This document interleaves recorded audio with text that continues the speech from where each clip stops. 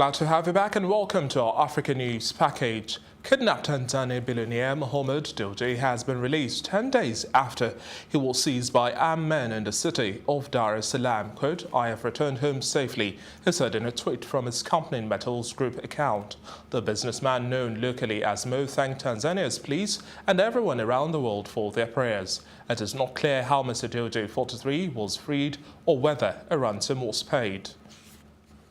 And Russia says its plans to send additional military equipment to Central African Republic, CAR, and deploy 60 more instructors to train the country's armed forces, making it Russia's mostly significant military foray in Africa in decades. Russia donated hundreds of weapons and sent 175 trainers to the Central African Republic earlier this year to bolster the government's fight against militia groups after receiving an exemption from a United Nations arms embargo.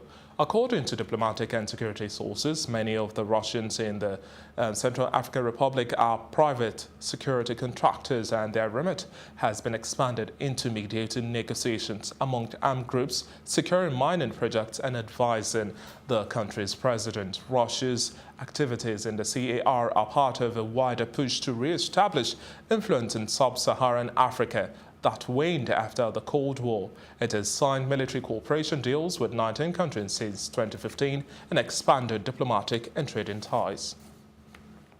Moving on, the leading Ebola expert at the U.S. Centers for Disease Control and Prevention, CDC, says he believes an outbreak in Congo can be brought under control quickly. The hemorrhagic fevers outbreak in Eastern Democratic Republic of Congo is believed to have killed 144 people since July and infected another 79, and the rate of new cases has accelerated sharply in recent weeks. The WHO said last week it is expected that the outbreak to last at least 3 to 4 more months and possibly to spread to Uganda and Rwanda due to poor security and locals' mistrust of health workers.